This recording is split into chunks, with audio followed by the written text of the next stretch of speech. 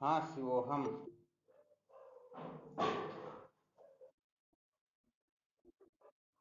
शिवोहम।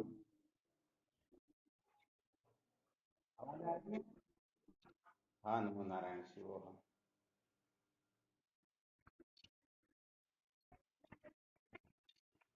शिवोहम।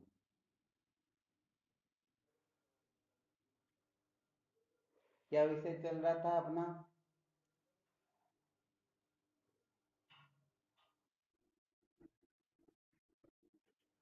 संसार को बनाए रखकर सत्य का साक्षात्कार नहीं किया जा सकता। अर्थात परमात्मा के सिवाय किसी में भी महत्व बुद्धि रख करके हम सत्य का साक्षात्कार नहीं कर सकते। यही विषय चल रहा था ना।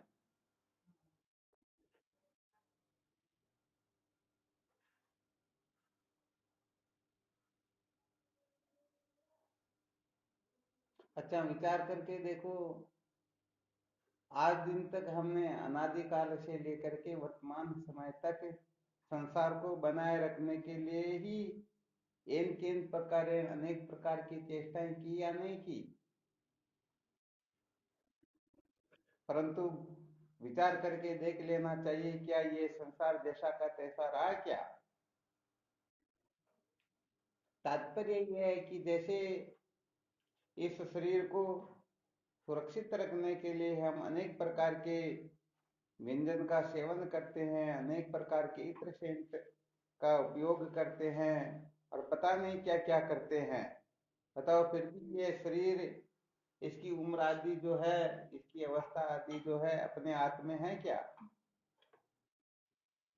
तो वास्तव में देखा जाए तो ये संसार जो है प्रत्येक क्षण नष्ट हो रहा है। जो परिवर्तनशील हो उसको ही संसार कहते हैं। तो इसे देखा जाए तो यहाँ नासमझी केवल इतनी ही होती हैं कि जो वस्तु परिवर्तनशील है उस वस्तु को हम बनाए रखना चाहते हैं।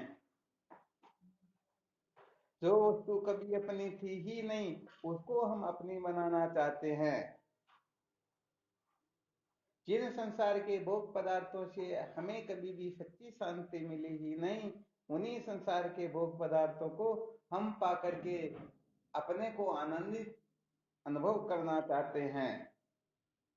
तो विचार करके देखा जाए तो जीवन के अंतर्गत अनेक प्रकार की जो नासमझियां होती हैं, ये सारी की सारी नासमझियां ही अपने को संसार अरण्य में भटकाने के लिए मुख्य रूप से जिम्मेदार हुआ करती।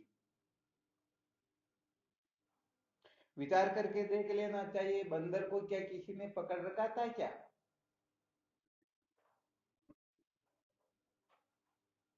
अच्छा तोते को उस नली ने पकड़ा क्या? वास्तव में उस तोते को नली ने नहीं पकड़ रखा था, बंदर को घड़े में जो घूंगड़े थे, अंदर मुट्ठी डाली उस समय खुली हुई थी, और जब पूरी की पूरी मुट्ठी को भर लिया तो वापस घड़े से निकलती नहीं। अब वह समझता कि मेरे को इस घड़े ने पकड़ लिया।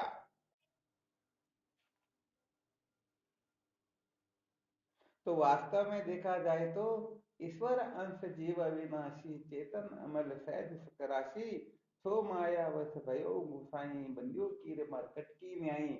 जैसे ये बंदर नासमझी से बंध जाता है, तोता नासमझी से बंध जाता है, इसी प्रकार से हम भी नासमझी से बंधे हुए हैं। क्यों बंधे हुए हैं? क्योंकि हम परमात्मा के सिवाय किसी भी अनात्म वस्तु को सतरूप चितरूप और आनंद रूप समझ करके बैठे हैं।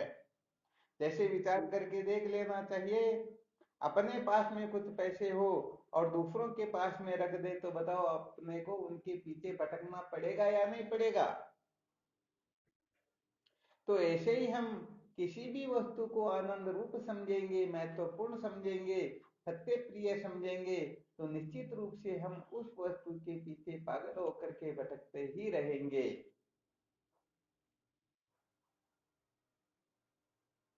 तो अनादिकाल से जीव मात्र यही गड़बड़ करता आ रहा है।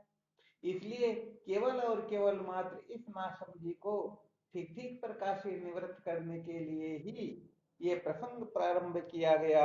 अर्थात इस संसार का निराकरण कैसे होता है, क्योंकि एकाएक यदि कोई चाहे तो ये संभव है नहीं। हाँ, यदि कोई बहुत ही उत्तम जिज्ञासु हो उसकी बात अलग होती है, परंतु साधारण लोगों के वश की बात तो है ही नहीं। चलो थोड़ा इसको सिद्ध करके भी बता देते हैं कि साधारण लोगों के वश की बात क्यों नहीं है और उत्तम जिज्ञासु के वश की बात क्यों है। शायद जितने भी साधक श्रवण कर रहे हैं उनमें से शायद ही कोई ऐसे होंगे जिनको ये पता नहीं होगा कि चार आश्रम कौन से हैं। कौन कौन से हैं चार आश्रम?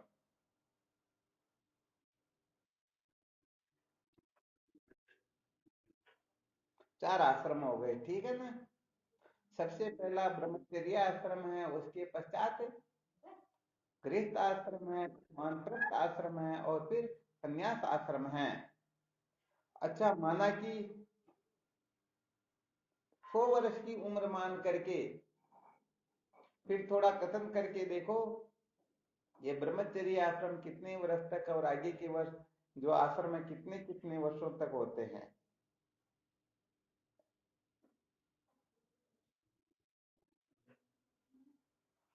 25 वर्ष तक।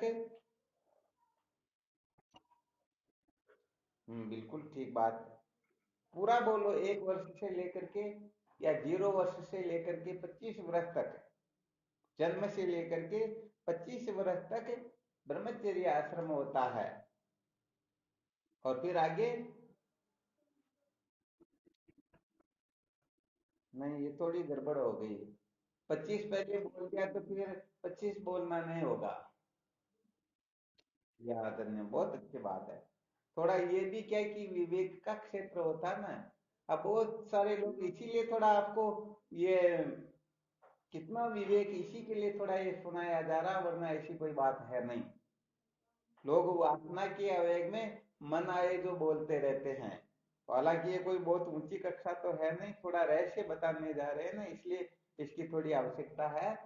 तो 26 वर्ष से लेकर के 50 वर्ष तक गृहस्थ आश्रम होता है। और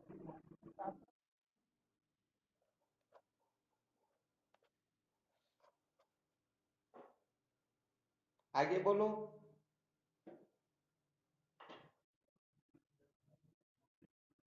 तब 75 वर्ष तक वानप्रस्थ आश्रम होता है और संन्यास आश्रम हिंसक से लेकर के 100 वर्ष तक। अच्छा, आप लोग विचार कर रहे होंगे ये चार आश्रम तो हम खूब जानते हैं, इसके बारे में और कोई जानना बाकी है भी नहीं। फिर ये बात क्यों सुनाई जा रही? क्योंकि बिल्कुल लोकल बात सुनाए तो साधकों का समय व्यर्थ ही तो बर्बाद होता है। परंतु इसमें जो रहस्य है वो बताने जा रहे हैं। पहले ये बताया था, जो सचमुच में उत्तम साधक होता है वह तो समस्त नाम रूपात्मक प्रपंच का समस्त भोगों का एक साथ त्याग करके अपने जीवन को धन्य बना सकता है। परंतु साधारण लोगों के वश की बात यह होती। तो साधारण लोगों का मतलब क्या है? सर्वप्रथम ब्रह्मचर्य आश्रम का पालन करके फिर गृहस्थ आश्रम में प्रवेश करते हैं और फिर वानप्रस्थ आश्रम में और अंत में संन्यास आश्रम में। अब देख लीजिए, 75 वर्ष पूरे होने के पश्चात 76वां वर्ष जैसे ही लगता है, बताओ, ब्रह्मचर्य आश्रम, गृहस्थ आश्रम और वानप्रस्थ आश्रम, इन तीन का त्याग करना होता या नहीं होता है? उसके पश्चात तो संन्यास आश्रम का विधान है ना। परंतु ये साधारण लोगों की चर्चा बताई जा रही। नियम से भी यदि चला जाए तो 75 वर्ष पूर्ण होने के पश्चात 76वां वर्ष प्रारंभ होते ही अपने को केवल और केवल मात्र आत्म साक्षात्कार के लिए ही पुरुषार्थ करना चाहिए। इनका अच्छी तरह से त्याग कर देना चाहिए। बताओ, इस जगह कोई खरे उतर रहे हैं क्या? अरे अभी आपका तो संन्यास आश्रम शुरू नहीं हुआ, जिनका हुआ उनको ही बोलने दो ना। देखो ये थोड़ा नियम बता रहे हैं कि नियम के हिसाब से चले, वरना पहले बता ही दिया था कि जो उत्तम जिज्ञासु होता है वह तो कहने का मतलब ये परवाह नहीं करता है कि इसमें ब्रह्मचर्य आश्रम है, गृहस्थ आश्रम है अथवा वानप्रस्थ आश्रम है। उसके लिए तो श्रुति माता का कथन है। क्या कथन है? ब्रह्मचर्य दवा गृह दवा वान दवा यदहरे वीर्जे तदहरे प्रवर्जेत। चाहे ब्रह्मचर्य आश्रम में हो, चाहे गृहस्थ आश्रम में हो, चाहे वानप्रस्थ आश्रम में हो, जिस दिन वैराग्य हो जाए उसी दिन वह संन्यास का अधिकारी होता है। तो उत्तम साधकों की पहचान तो ये होती है कि वह किसी आश्रम की परवाह नहीं करते, वो किसी में बंधे नहीं रहते हैं। जैसे बहुत सारे लोग कहते हैं ना, अरे भाई अभी तुम्हारी उम्र थोड़ी ही है सत्संग साधन भजन करने की, अभी तो खाओ पियो मौज मस्ती करो, कमाई करो, ऐसा वैसा करो, ऐसी पचासों बातें लोग बोलते या नहीं बोलते?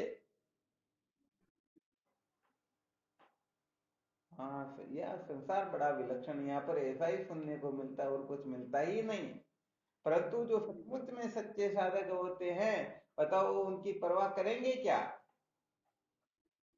अरे भाई जैसे कहने का मतलब, जो चोरी करने वाले हैं,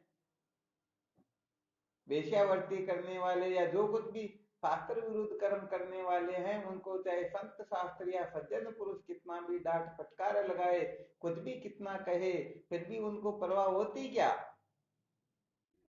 परंतु हम क्या करते हैं, नहीं नहीं अभी तो हमारा ये आश्रम चल रहा है, अभी तो हम इस आश्रम का अच्छी तरह से पालन करेंगे, उसके बाद में फिर देखेंगे।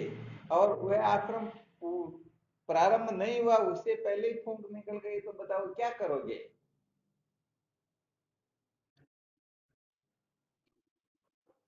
आ गया समझ में? तो यहाँ बहुत ही अच्छी तरह से ध्यान देना चाहिए कि यदि शास्त्रोक्त नियम से चले तो समय आने के उपरांत वह फिर उस कक्षा का अधिकारी हो जाया करता। परंतु अंतिम समय आने में होता है फिर भी संसार से वृत्ति नहीं होती है, तत्व की जिज्ञासा जागृत नहीं होती है, ये विवेक ही उदय नहीं होता। अनादिकाल से ये जीव सोए हुए हैं, इनको पता ही नहीं है, खाने पीने के चक्कर में ऐसे पड़े हुए हैं कि सचमुच में मैं कौन हूं, मैं कहां से आया हूं, मेरे को कहां पर जाना है, क्या करना है क्या नहीं करना है, इस बात के मामले में इसके बारे में बावड़े लोग समझते ही नहीं है। केवल मात्र ऐसे ही जन्मे और ऐसे ही मर जाते हैं। तो इस सूत्र से अपने को मंथन कर लेना चाहिए। चलो यहाँ पर थोड़ा ये भी रहस्य अपने को समझ लेना है, भले आप स्वरूप से त्याग न कर सको तो भी कम से कम आसक्ति अहमता ममता इनका तो थोड़ा बहुत त्याग कर सकते हैं ना। भले ही सन्यासी हो, ऐसा अभिमान धारण न कर सके कोई बात नहीं है, परंतु मैं गृहस्थी आदि नहीं हूं ये तो कर सकते हैं ना। और वैसे यदि ये कर लिया तो इसी का नाम संन्यास होता है। अर्थात संन्यास पने में सन्यासी के अभिमान का नाम संन्यास नहीं होता है, बल्कि मैं गृहस्थी वानप्रस्थी आदि नहीं हूं, इस प्रकार के निश्चय का नाम ही संन्यास होता है। गृहस्थ गृहस्थ का मतलब क्या होता है? क्या होता? वापस बोलो। गृहस्थ का मतलब होता है प्रवृत्ति, गृहस्थ का मतलब होता है कर्म धन भोग, इनको महत्व देना, इसी को गृहस्थ कहते हैं। और कर्म धन भोग को महत्व नहीं देना, इसी को संन्यास कहते हैं। ध्यान देना अच्छी तरह से।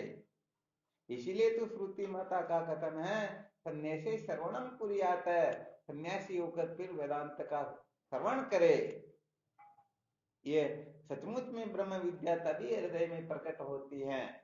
तो हम ये नहीं कह रहे कि आप घर छोड़ करके कहीं चले जाओ या ऐसा वैसा करो, आप आपके हिसाब से करते रहो। हम आपकी मस्ती में किसी प्रकार का आक्षेप नहीं कर रहे हैं, परंतु कम से कम कर्म धन भोग के प्रति हमारी जो अनादिकाल से आस्था बैठी हुई है, इनके पीछे जो अपना पागलपना है, इनको महत्व दे करके हम जो संसार अरण्य में भटक रहे हैं, कम से कम अरे थोड़े बहुत तो ये बोल्ट यूज हो ना, अनादिकाल से ऐसे जंग लगे हुए, ऐसे एक में एक हो रहे, पता ही नहीं चलता जैसे। तो कम से कम थोड़ा ये नट बोल्ट थोड़ा लूज हो जाएगा ना, तो फिर शायद खुल भी सकेगा। इसीलिए सुनाया जाता है बारंबार, संसार को बनाए रख कर कोई भी सत्य का साक्षात्कार कर नहीं सकता। आ रहा है समझ में? हाँ, तो आप स्वयं विचार करके देख लेना। एक तो उत्तम साधकों की जो कक्षा बताई गई है, ये दहरेव विजेत दहरेव प्रवर्जेत, हम इस कक्षा के हैं। अथवा कर्म क्रम से चलते हुए समय आने पर हम इन सब का त्याग करके केवल और केवल मात्र ब्रह्म विचार की ओर ही प्रवृत्त होंगे। अथवा मृत्यु का अंतिम क्षण होगा, फिर भी हम कर्म धन भोग के पीछे पागल होकर के ऐसे ही संसार अरण्य में भटकते रहेंगे, रोते हुए जन्मे और रोते हुए ही मर जाएंगे। तो इस कक्षा में बहुत सारे साधक ऐसे हैं जो कहने का मतलब गृहस्थ आश्रम से ऊपर उठ करके वानप्रस्थ आश्रम में अथवा संन्यास आश्रम का उनका समय चल रहा है, परंतु फिर भी कहने का मतलब केवल और केवल मात्र ग्रसे हुए ही है। अरे 25 वर्ष का समय दिया गया संसार की असलियत को समझने के लिए, 25 वर्ष का समय दिया गया। संसार के भोग सत्य है या प्रिय है या रमणीय है, सचमुच में इनमें सुख है या नहीं है, वास्तव में इनसे हम कृतार्थ हो सकते हैं या नहीं हो सकते, इतना समय हो गया। और ये तो बहुत कम बात है, अनादि काल से कल्प कल्पांतरों से ये जीव इनके पीछे पागल होता हुआ आ रहा है, परंतु अभी तक खोपड़े में बात बैठी नहीं कि सचमुच में संसार के भोग पदार्थों से हम अजर अमर हो नहीं सकते।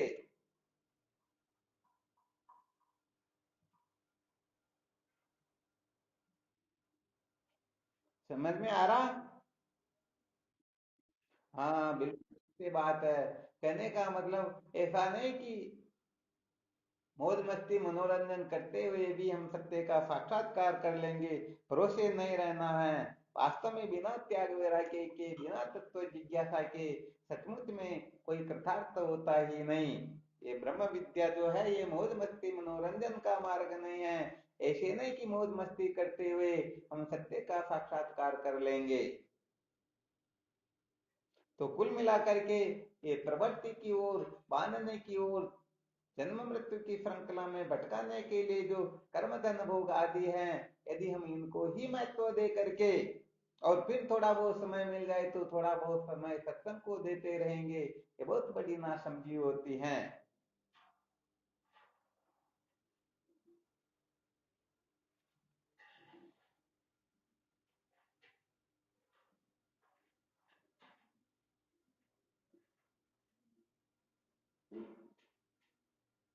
अच्छी तरह से बोध हो गया क्या? समझ में आ गया क्या? हाँ, पालन करना या न करना इसके लिए हम कुछ नहीं कहते, परंतु समझ में कम से कम आ जाना चाहिए। क्योंकि समझ में आ जाएगा तो जिस दिन हम, हाँ बहुत बहुत धन्यवाद है। पालन क्या करोगे, आपका तो अंतिम समय भी आने वाला, फिर भी क्या करेंगे? तो कहने का मतलब हम केवल सत्य को ठीक ठीक तरह से जान लेंगे, तो जिस दिन सचमुच में ऐसी कोई घटना घटित होगी, जिस दिन इस संसार के अंतर्गत कोई शकल नहीं देखना चाहेंगे, कोई पानी के लिए नहीं पूछेंगे, खाने पीने के लिए कोई व्यवस्था नहीं होगी, और सब जगह ठोकरें लगेगी, इतना अपमान तिरस्कार होगा कि संसार में शायद उनकी रक्षा करने वाला एक क्षण के लिए भी थोड़ा बहुत आश्वासन देने वाला कोई नहीं मिलेगा। हो सकता है उस दिन, उस क्षण के अंतर्गत वैराग्य हो जाए और तत्व जिज्ञासा जागृत हो जाए, तो कम से कम ये समझ तो उस समय उत्पन्न हो ही जाए। आ गया समझ में? हाँ, इसीलिए सूत्र बारंबार सुनाए जाते हैं कि सचमुच में कर्म धन भोग को महत्व दे करके, धर्म अर्थ काम में उलझे रह करके और अनात्म पदार्थों को ही अपने जीवन का लक्ष्य बना करके सचमुच में हम कभी भी सच्ची शांति को उपलब्ध हो नहीं सकते। हाँ, भले ही हम संसार में बड़े बड़े मौज मस्ती मनोरंजन के पता नहीं क्या क्या कर सकते हैं, बड़े बड़े भोगों को भोग सकते हैं, परंतु सारा का सारा ये जगत विलास मात्र है। सचमुच में ये सारा का सारा कल्पना से अपने को आनंदित अनुभव होता है कुछ समय के लिए। सचमुच में इनमें ऐसा कुछ होता ही नहीं। ये तो क्या होता है, ये वो अपना मन भला करना होता। जैसे वो डोकरी गड्ढे में थाली ढूंढ रही थी ना, ऐसे ही संसार में मूर्ख लोग, ना समझ लोग घड़े में थाली ढूंढने के समान संसार के भोग पदार्थों में आनंद का अनुभव करने की चेष्टा कर रहे हैं, परंतु अंत में वही स्थिति होगी और कोई विशेष बात होने वाली वास्तव में है नहीं।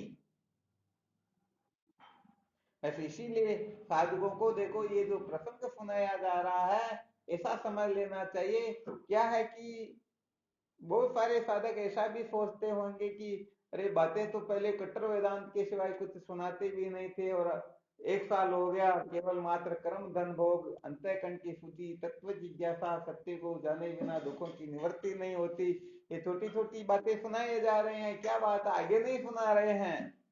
तो वास्तव में बता देते हैं, जिनको ज्ञान हो भी गया हो उनके लिए भी ये जो साधन सुनाया जा रहा है, ये सत्संग जो सुनाई जा रही है, जो रहस्य बताया जा रहा है, जिनको ज्ञान हो गया उनके लिए ये सारे के सारे साधन जीवन मुक्ति के विलक्षण आनंद हेतु काम में प्रयुक्त होते रहेंगे। और जिनको अभी ज्ञान नहीं हुआ है, उनके हृदय में तत्व की जिज्ञासा कैसे जागृत होती है, उनके लिए भी ये सूत्र काम करेंगे।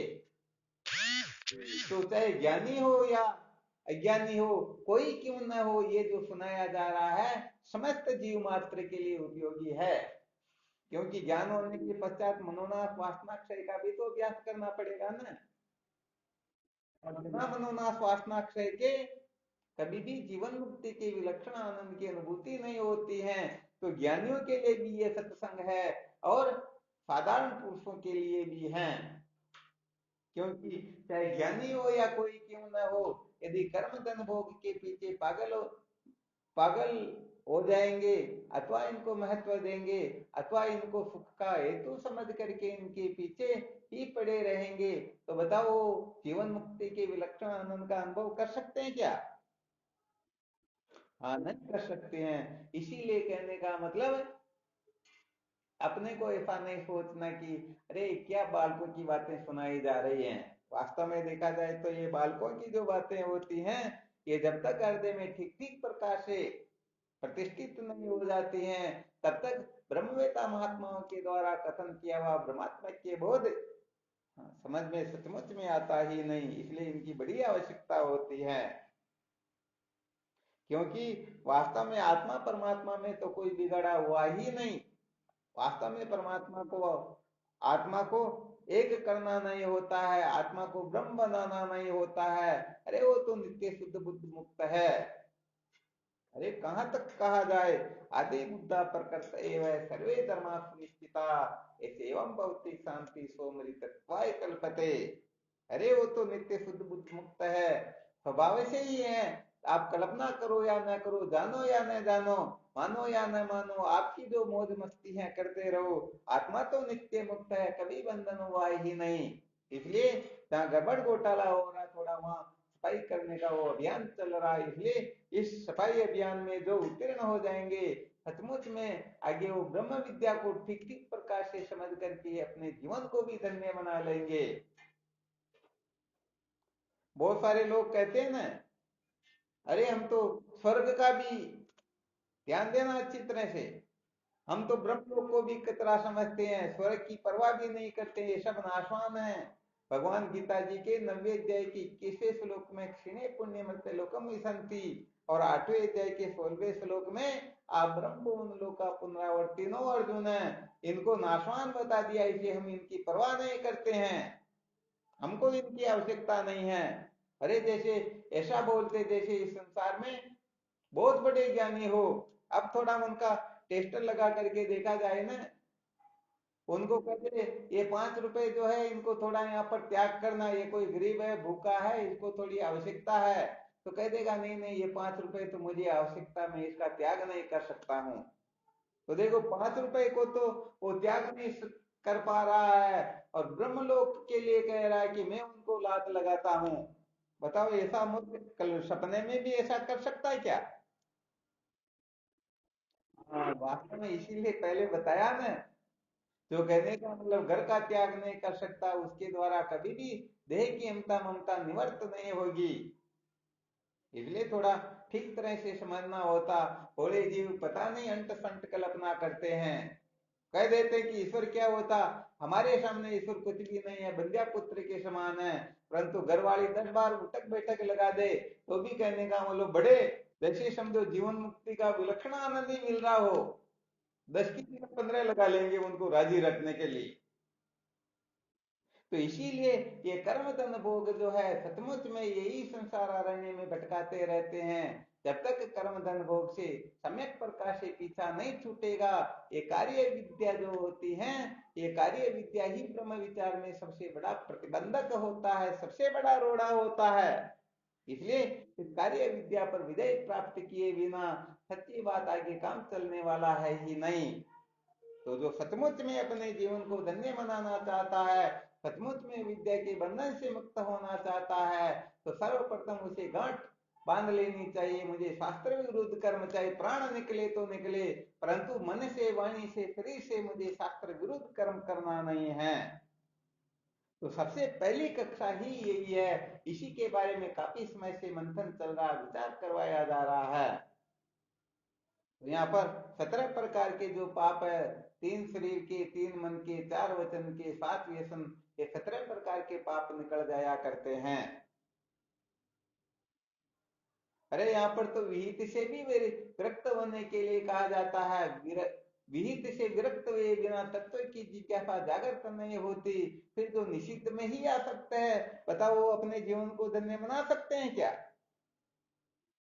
हाँ, नहीं बना सकते हैं। इसलिए कल आपको बताया भी था, यदि प्राण निकल रहे हो, ऐसी स्थिति में निषिद्ध कर्म करना पड़े तो चिंता नहीं करना है। क्योंकि इस संसार में सबसे अधिक 3 पापियों का वर्णन करके बताया ना, 3 पापी सबसे अधिक पाप करने वाले अपने को चयन करना है।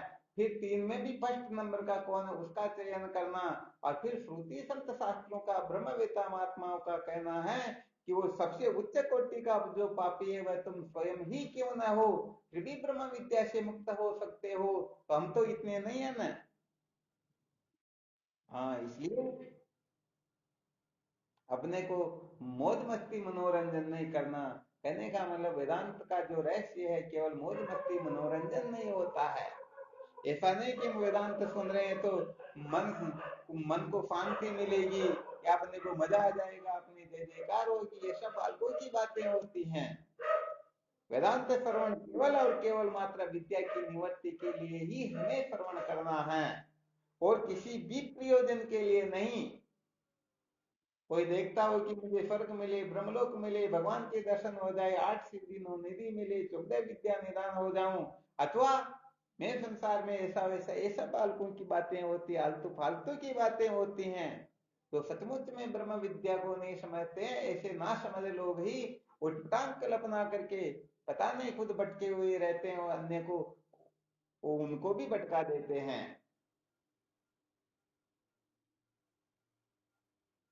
अच्छा, समस्त साधकों को थोड़ा बहुत असर हो रहा है या नहीं हो रहा? हाँ बिल्कुल, बहुत बहुत धन्यवाद है। एक महात्मा के पास एक महात्मा के पास में जाकर के कोई साधक रोता गिड़गिड़ाता और कहने लगता, भगवान मैं चाहता हूं कि प्रतिदिन किसी न किसी एक व्यक्ति को भोजन करवाऊं, परंतु मेरे पास इतनी व्यवस्था ही नहीं है। मैं भी कभी कभी आधा भूखा रहता हूँ, कभी कभी कम होता, कभी कभी पूर्ति होती, वरना मेरी ऐसी स्थिति चल रही, जबकि मैं चाहता हूँ किसी एक को भोजन करवाऊं। तो महात्मा ने उसको रहस्य बता दिया। अरे भाई, तुम कम से कम तू तो खा सकता, इतना तो हो जाता ना, करीब करीब ऐसा हो जाता। तो यही समझ ले, इस शरीर में नहीं, शरीर मेरा नहीं, इस शरीर को खिला करके भी तुम दूसरे को ही खिला रहे हो। आ गया समझ में? तो किसी के पास इतनी व्यवस्था ना हो किसी को सुख पहुंचाने की, किसी के लिए काम आने की, किसी के लिए कुछ करने की, तो कम से कम ये तो कर सकते हैं ना। हाँ, तो कर्म धन भोग के बारे में खूब अनुसंधान करना, खूब इसके बारे में विचार करना। अच्छा, कल भी सुनाया था कि कल धर्म अर्थ काम का प्रयोजन क्या है, इसके बारे में आपके मुख से ही सुनेंगे। किनके क्या क्या समझ में आ रहा, फिर भी भूल गए आदमी, तो लोग कल फिर याद रखेंगे इसके लिए कि धर्म का प्रयोजन क्या है, धन का प्रयोजन क्या है, भोगों का प्रयोजन क्या है। जिस प्रकार से शास्त्र कथन करते हैं उसी प्रकार से हम भी समझ रहे हैं या नहीं समझ रहे हैं, और समझ रहे हैं तो उनके अनुसार कुछ कर रहे हैं या नहीं कर रहे हैं। क्योंकि ये अच्छी तरह से देखो, एक रहस्य और बता देते हैं, ये जितना भी वेद का कर्म कांड आदि जो है, इसको हम रात दिन भले कथन करते रहे, सुनते रहे, सुनाते रहे, परंतु 1% भी फायदा मिलने वाला नहीं, काम होने वाला नहीं है।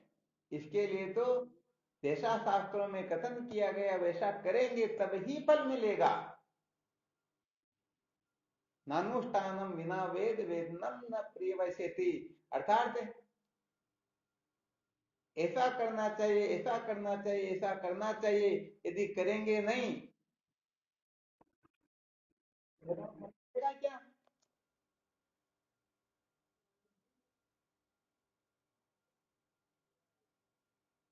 अरे जैसे किसी ने जान लिया गुलाब जामुन ऐसे बनाए जाते हैं, समस्त सामग्री के बारे में, सारी विधि के बारे में अच्छी तरह से जानकारी प्राप्त कर ली, परंतु बताओ उसका पेट भर गया क्या, उसे गुलाब जामुन खाने का आनंद आ गया क्या। अरे भाई वह तो उसको खाएगा तभी उसे आनंद आएगा। तो ब्रह्म विद्या के सिवाय जितने भी संसार में साधन हैं, उन साधनों को केवल कथन करते रहे तो कुछ भी फायदा होने वाला है नहीं। वहां पर तो जैसा कहते हैं वैसा करते हैं तभी समझो फायदा मिलता है, वरना फायदा मिलने वाला है नहीं। तो नानुष्ठानम न वेद वेदनम न प्रियवसति, ब्रह्म तिष्ठा फल देती परामता। ये ब्रह्म विद्या ही एक ऐसी विद्या है कि इसके जानने मात्र से जीव सदा सदा के लिए कृतार्थ हो जाते हैं। बाकी जितनी भी विद्या है, ये सारी की सारी विद्या कुछ किए बिना फल देती ही नहीं। तो अभी अपने को चित्त शुद्धि के लिए, तत्व जिज्ञासा के लिए इनका विचार विनिमय कर रहे हैं। तो कर्म धन भोग का जिस प्रकार से शास्त्रकार कथन करते हैं उस प्रकार से हम ग्रहण भी करेंगे, त्याग भी करेंगे, सदुपयोग करेंगे। आ गया समझ में? समझो, तभी हम पामरता के लक्षणों से मुक्त होंगे, तभी हम मानव कहलाएंगे, तभी हम जिज्ञासु होंगे, और तभी हम अविद्या के बंधन से मुक्त होकर के सदा सदा के लिए कृतार्थ हो जाएंगे। ये नियम है। अब इसमें किसी को कोई शंका हो तो देख लो।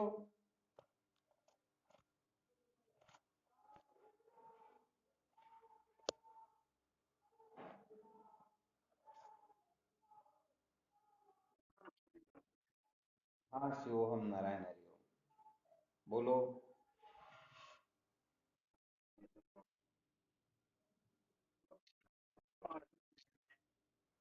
हाँ। अरे दूसरे नंबर की बात करें, पहले नंबर पर हो सकता ना, इसका प्रमाण देके बता दिया ना। ब्रह्मचर्य गृहद्वा वनद्वा यदहरे विरजे तदहरे तदहरे प्रवर्जेत। कहने का मतलब चाहे ब्रह्मचर्य आश्रम में हो, चाहे गृहस्थ आश्रम में हो, चाहे वानप्रस्थ आश्रम में हो, जिस समय वैराग्य हो जाए उसी समय इस कचरे से मुक्त होने के ये जीव अधिकारी हुआ करते। परंतु होना चाहिए सचमुच में वैराग्य। हाँ बिल्कुल सही है। तो कहने का मतलब ऐसा नहीं कि पांच वर्ष के बाद में ही ये होता है, बल्कि यदि कोई उत्तम जिज्ञासु हो और ब्रह्मचर्य आश्रम में उसको अच्छी तरह से पता लग जाए कि संसार के समस्त भोग पदार्थ दुख रूप है, इनका संग ही जन्म मृत्यु की श्रृंखला में भटकाने का मुख्य हेतु हुआ करता है, तो उस समय ही उसे विरक्त हो जाता है, उसे आगे जाने की कोई आवश्यकता नहीं है। ये बात यदि कोई समझ नहीं सके तो फिर गृहस्थ आश्रम का विधान होता है। तो गृहस्थ आश्रम के अंतर्गत कहने का मतलब संसार के भोगों की ओर ही प्रवृत्ति मुख्य रूप से होती है। तो 20-25 वर्ष जितना भी होता है, इतने वर्षों में उन भोगों का वो सेवन करके, उनका संग करके समझ लेता है कि सचमुच में इसमें आनंद है नहीं। अरे ये तो प्रत्यक्ष ही है। संसार में चाहे कोई कैसी भी क्यों ना हो, कैसा भी क्यों ना हो, शादी होते ही 1 साल के लिए तो चंद्रमुखी होगी, होगी या नहीं होगी? और साल 2 साल बाद तक वो फिर सूरजमुखी हो जाएगी। और 3-4 साल के बाद में 2-4 संतान होने के बाद में वही चंद्रमुखी फिर ज्वालामुखी हो जाएगी। पक्का है या नहीं है? हाँ, तो इस संसार के अंतर्गत कहने का मतलब, सच्ची बात कही जाए तो शायद लाखों करोड़ों में कोई कोई ऐसा होगा जो संतुष्ट होगा। वरना कहने का मतलब उनको प्राप्त है, पत्नी प्राप्त है, पति प्राप्त है, फिर भी उनको संतुष्टि नहीं होती। सोचते नहीं नहीं, इनमें आनंद नहीं है, उनमें होगा, उनमें होगा, उनमें होगा। और ये हरिण की तरह कस्तूरी नाभि में होते हुए भी संसार अरण्य में भटकते रहते और बेचारे ऐसे ही मर जाते हैं। तो गृहस्थ आश्रम के अंतर्गत संसार के भोगों का अनुभव करके अच्छी तरह से ये समझा जाता है कि सचमुच में इनमें आनंद है नहीं, सुख है नहीं, सच्ची शांति इनमें है नहीं। इसलिए उस अवस्था में भी गृहस्थ आश्रम से भी कोई डायरेक्ट ही संन्यास आश्रम की ओर प्रस्थान कर सकता है, अर्थात त्याग की ओर। फिर वो घर छोड़े या न छोड़े, महत्वपूर्ण बात होती है त्याग की। और यदि कोई गृहस्थ आश्रम में भी त्याग न कर सके तो फिर वानप्रस्थ आश्रम का कथन किया गया है। वानप्रस्थ आश्रम के अंतर्गत पति पत्नी साथ तो रहते हैं, परंतु पति पत्नी का संबंध नहीं होता है। तो 25 वर्ष तक फिर ये अभ्यास किया जाता तो पता चल जाता कि अब हम भटकेंगे नहीं। फिर वो वानप्रस्थ आश्रम पूरा होने के पश्चात फिर संन्यास आश्रम में प्रवेश ले लेते हैं। ये सूत्र है। और जिनको वैराग्य हो जाए तो उनके लिए कोई विधान नहीं, कैसा भी आश्रम क्यों ना हो। क्योंकि मानव जीवन तो केवल सत्य के साक्षात्कार के लिए मिला हुआ है, और किसी काम के लिए मिला ही नहीं। परंतु सचमुच में तत्व की जिज्ञासा जागर तो विवेक वैराग्य सत संपत्ति मुमुक्षुता 4 साधनों से संपन्न होने के पश्चात जो इस गृहस्थ आश्रम का त्याग करता है, वही सचमुच में ब्रह्म साक्षात्कार करने के योग्य होता है। वरना तो ये साधन संपन्न नहीं है, तत्व की जिज्ञासा जागृत नहीं हुई, तो सचमुच में वह यदि घर का त्याग कर देगा तो आगे जाकर के पता नहीं कितने घरों को और बर्बाद कर देगा। आ रहा है समझ में? हाँ, इसलिए भाई जो जहाँ है वहीं ठीक है। जहां पर हो वहीं पर रहते हुए साधन भजन करो, विचार करो। ब्रह्म साक्षात्कार केवल मात्र अंतःकरण के अंतर्गत संन्यास होना चाहिए, तत्व जिज्ञासा होनी चाहिए, काम बन जाएगा। वरना क्या कहें, वर्तमान की स्थिति तो बिल्कुल ही अलग होती है। अब ऐसी स्थिति में यदि किसी को कहें कोई थोड़ा बहुत वैराग्य हो, और थोड़ा बहुत वैराग्य होता हुआ उनको वहां से निकाल तो देता है, परंतु 2-5 दिन के बाद में फिर गिनती उल्टी चलने लग जाती है। तो इसे तो अच्छा है, जहां पर है वही ठीक है। और फिर आयु यदि 60 वर्ष के ऊपर निकल गई तो फिर बाद में ज्यादा दिक्कत नहीं, उसके पश्चात तो फिर तो सब घर छोड़ के आश्रम पर आ जाए तो भी कोई दिक्कत नहीं है। और नहीं आना चाहिए तो फिर तो अभी तक उनको कुछ न कुछ और है अभी कि नहीं नहीं, शायद थोड़ी बहुत सुख शांति मिल सकती है। हीरालाल जी समझ में आ रहा ना? ये हीरालाल जी देखते होंगे भाई मेरे ही पीछे क्यों पड़े हुए, मैंने ऐसा क्या किया भाई?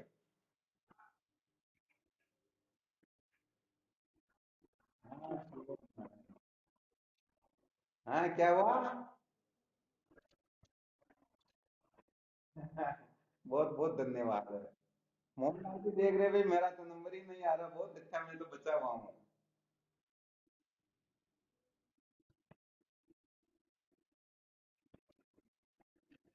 चलो, बहुत बहुत धन्यवाद।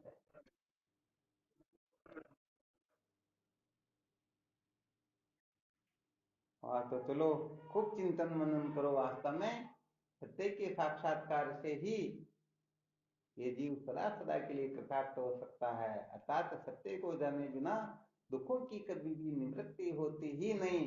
चाहे ब्रह्मा विष्णु शंकर के पद को भी क्यों ना प्राप्त कर लो, परंतु दुखों का अंत होने वाला है नहीं। दुखों का अंत तो उस दिन होगा जिस दिन समस्त दुखों से निर्मुक्त आत्म तत्व का यथार्थ बोध होगा, तब बात कुछ और होगी।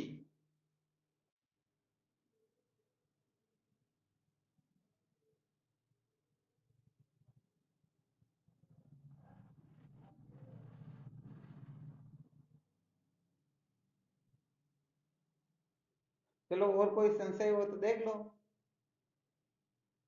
आज तो थोड़ा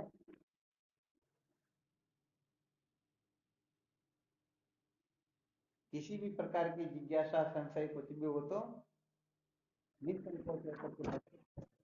हाँ, शिवोहम नारायण हरि ओम।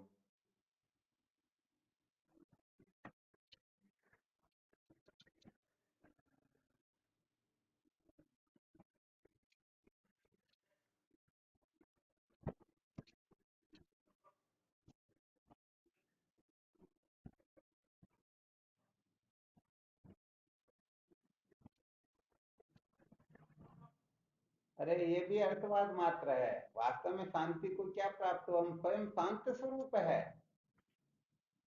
अविद्या की निवृत्ति से उपलक्षित प्रत्येक चेतन अभिन्न जो आत्म तत्व है वही परमार्थ है।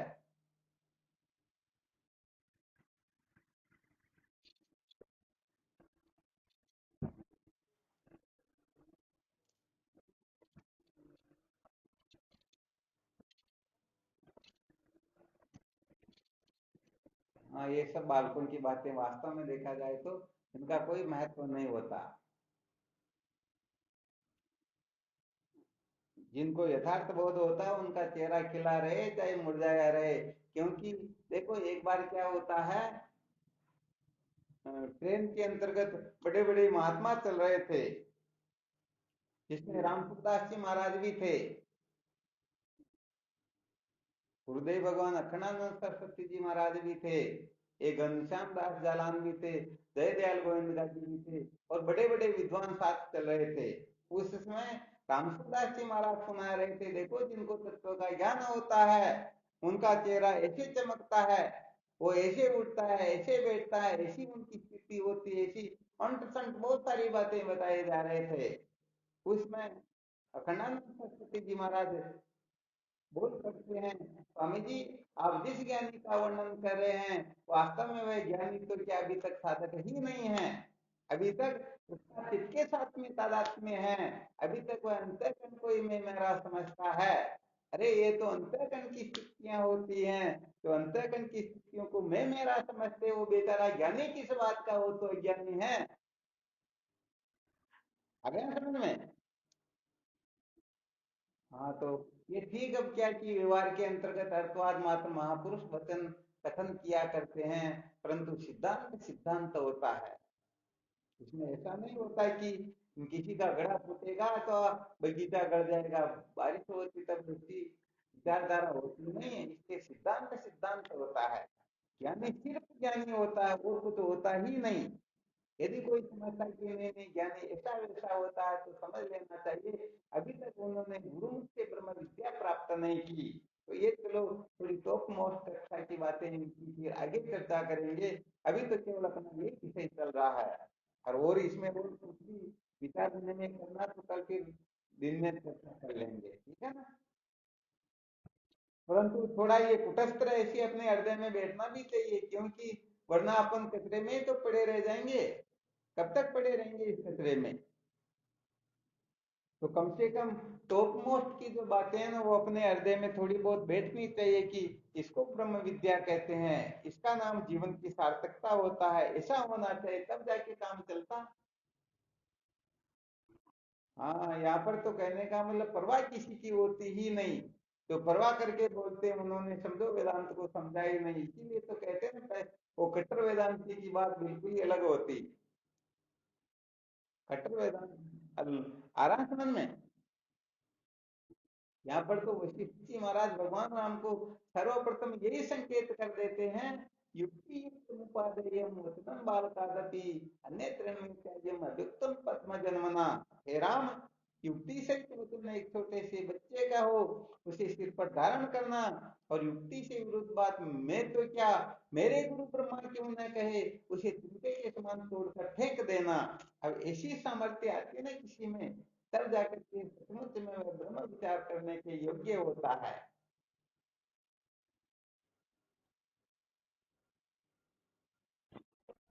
हाँ शिवो हम। अरे सर साधनाओं से सब कुछ होता, बिल्कुल सही है, मैं ज्ञान की बात बता रहा हूँ। जब ब्रह्म साक्षात्कार होता है, विद्या की निवृत्ति होती है, तब न तो चेहरे पर चमक आती है, न सिर पर सींग उठते हैं, और न शरीर से कस्तूरी की सुगंध निकलने लगती है, न वो आकाश पाताल की कहने सुनने लगता, न दो चार शरीर बना सकता, न छोटा हो सकता, न बड़ा हो सकता है, जैसा का तैसा ही रहेगा। तो साधना की बात अलग होती है, ज्ञान की बात अलग होती है। अरे ये तो ज्ञानी को सिर्फ ज्ञानी समझ सकते हैं, बाकी के लोगों की क्या औकात को समझ सकते हैं।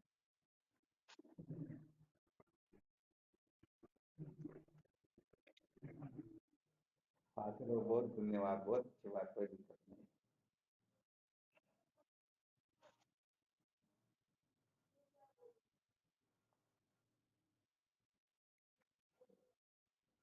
जो जो अच्छे पुस्तक लगते हैं बस उनको डायरी में नोट करते जाओ और उनका खूब मंथन करो, बस अपने जीवन को उसी प्रकार से ठीक ठीक बनाना है।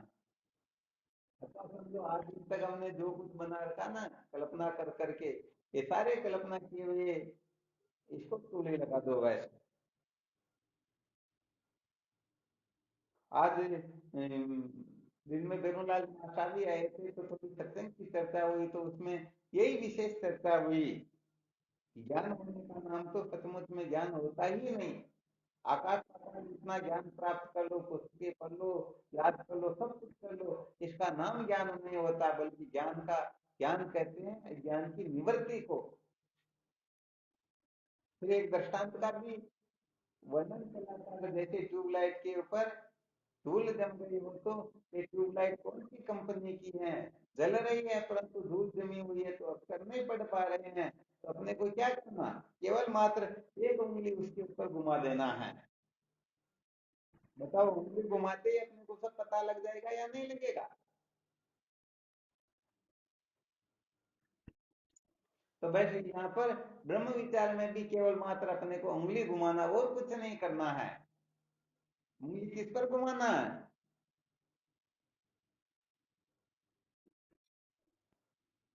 हाँ क्या बात, बहुत अच्छी बात, और बताओ और किस पर घुमाना है उंगली? हाँ शिवम।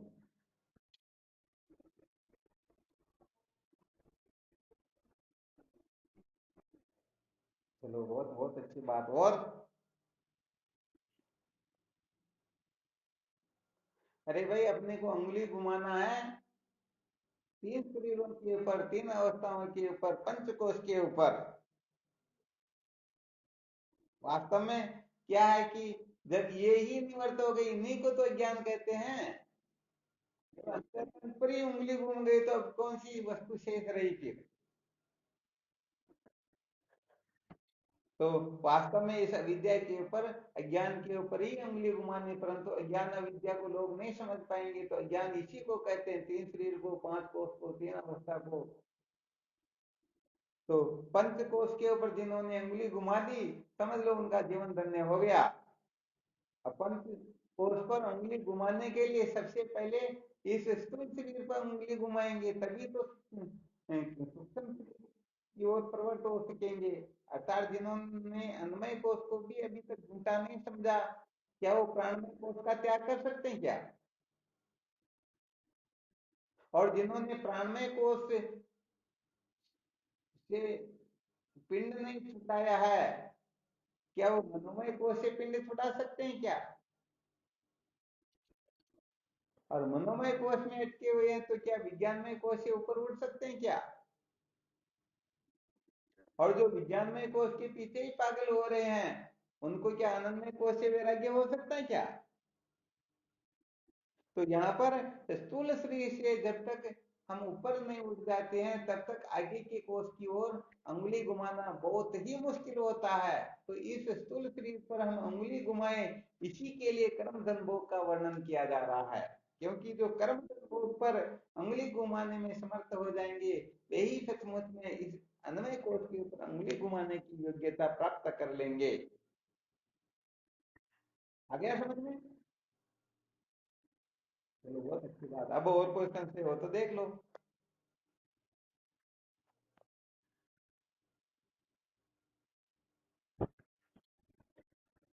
हाँ बिल्कुल बोलो।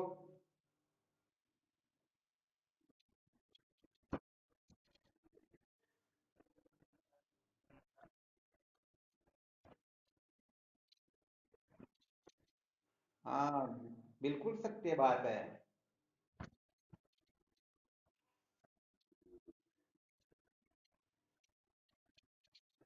हाँ वैसे देखा जाए तो कार्य विद्या के नष्ट होने के पश्चात केवल और केवल मात्र तत्वमसि महावाक्य के अर्थ के श्रवण मनन निध्यासन की ही आवश्यकता होती है, बस इतना सा काम शेष रहता। क्योंकि मूल विद्या निवृत्त हो तभी ये कारण विद्या के निवृत्त होने पर ही कार्य विद्या की निवृत्ति होती है। कार्य विद्या की निवृत्ति से कारण विद्या की निवृत्ति नहीं होती, बल्कि कार्य विद्या की निवृत्ति से निवृत्ति हो जाती। हाँ ये तो बिल्कुल ठीक है कि ईंधन देना बंद कर देंगे तो अग्नि अपने आप शांत हो जाएगी। तो यहाँ मनोनाश वासना क्षय के अभ्यास में इस प्रकार का हम दृष्टांत दे सकते हैं कि मनोनाश हो जाएगा तो वासना क्षय अपने आप हो जाएगी, और यदि वासना क्षय का कोई अभ्यास करे तो मनोनाश अपने आप हो जाएगा। और कोई यदि मनोनाश वासना क्षय का अभ्यास करेगा तो तत्व ज्ञान स्वतः सिद्ध हो जाएगा। और यदि कोई तत्व ज्ञान का अभ्यास करेगा तो मनोनाश वासना क्षय अपने आप शांत होने लग जाएगी, क्योंकि इनका आपस में कार्य कारण भाव होता है। परंतु यहाँ पर थोड़ी एक वो दूसरे की, एक के निवृत्त होने पर दूसरा भी शांत हो जाता है, ये विशेष बात है। चलो बहुत बहुत धन्यवाद। हाँ वरना क्या है कि केवल कार्य विद्या की निवृत्ति से ही यदि कारण विद्या की निवृत्ति मान ले तो थोड़ा गड़बड़ हो जाता, फिर ब्रह्म विचार की आवश्यकता ही नहीं है। क्योंकि कार्य विद्या की निवृत्ति विवेक से ही हो सकती है। तो ये विवेक तो बिना गुरुदेव की शरण में गए हुए भी हो सकता, कोई बड़ी बात तो है नहीं। तो यहाँ पर ब्रह्म ज्ञान और गुरुदेव की शरण में जाना, वेदांत का श्रवण मनन नित्य सब कट जाएंगे। इसीलिए तो अभी जो कार्य विद्या के ऊपर प्रहार कैसे हो, यही तो सुनाया जा रहा है। तो ये कहने का मतलब साधक स्वयं अपने विवेक से ये कर सकता है, इसमें कोई बड़ी बात नहीं है। अनित्य को अनित्य साधक समझ सकता है या नहीं समझ सकता? हाँ भाई ये अनित्य है, नित्य नहीं है। ये संसार के भोग दुख रूप है, सुख रूप नहीं है। ये अनात्मा है, आत्मा नहीं है। तो कुल मिलाकर के जिसको हम एन के प्रकार समझ सकते हैं, उसमें वेदांत का तात्पर्य नहीं होता है। ब्रह्मवेता महात्मा ऐसा उपदेश नहीं करते हैं जिस उपदेश को हम समाधि लगा करके समझ सकते हैं, विवेक के द्वारा समझ सकते हैं, या कुछ न कुछ छोड़ करके पकड़ करके समझ सकते हैं। ऐसे ऐसे तो तत्ववेता महापुरुष नहीं बताते, बल्कि कुछ ऐसा उपदेश करते हैं जिस उपदेश को हम कल्प कल्पांतर तक समाधि लगा ले फिर भी हमारे खोपड़ी में नहीं बैठे, वह उपदेश करते हैं गुरुदेव भगवान। आ गया समझ में? चलो बहुत अच्छी बात। और कोई संशय हो तो देख लो। अच्छा, एक प्रश्न प्रश्न तो ध्यान में आया है। अपने बेगाना वाले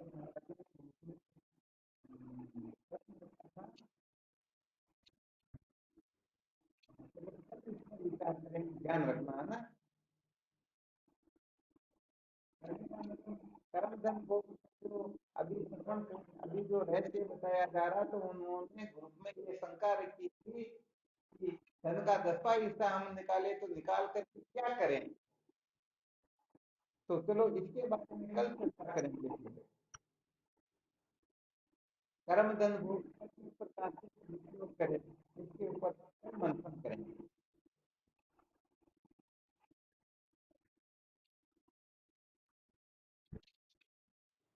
आवाज नहीं आ रही है।